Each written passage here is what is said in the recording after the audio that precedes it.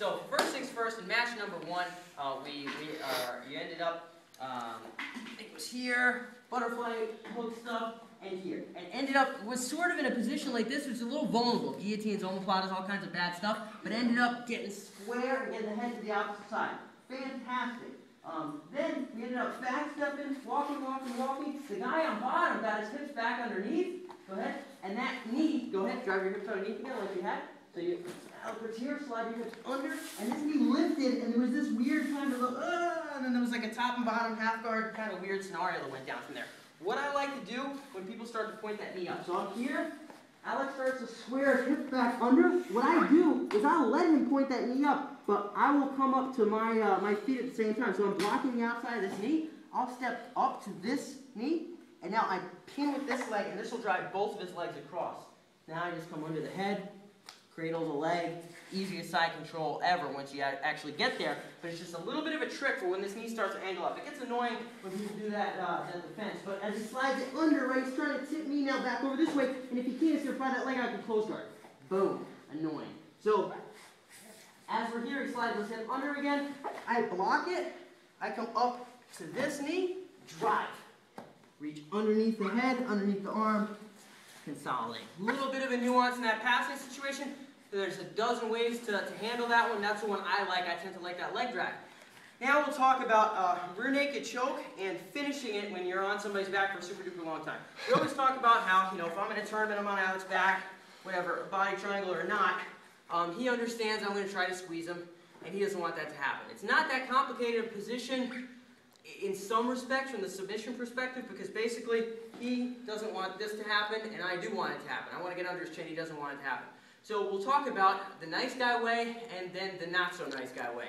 The nice guy way is recommended right up until you get to like advanced divisions or like purple belt tournaments or things like that. The not so nice guy method is, when you get to the higher level stuff and it's okay to be a little meaner to people. But anyway, all right, so nice guy method. I'm here with Alec. I'm on his back. He's been grabbing onto my arms, holding me down, not really letting me get under his chin. I'm going to get up onto one elbow, I'll brace his hands away, and I want to cup my hand so it's behind him. So all I have is this cupping his shoulder, right here. And at the same time, this thumb, this groove of my thumb is right underneath his jawbone. So he's here, he's got grips on it. Again, it's in front of him, so he has access. If it's no gi, I'll slip out. I just have a grip on that shoulder. I'm going to pin both of his hands, or as much as I can, at least the bottom hand, at which point my hand is now going to shoot. I'm going to drop from my elbow to my shoulder, and this hand is going to wind underneath the chin. Boom, here. Notice I'm capturing this hand. Because right now, if Alec can use this hand, he could probably pull it down. If you use the other hand, go ahead and use your other hand. Yeah, it's going to be way harder. So I start off here. I hide it. I'm grabbing. Now, I'll pin that bottom hand just for now so I can get it past.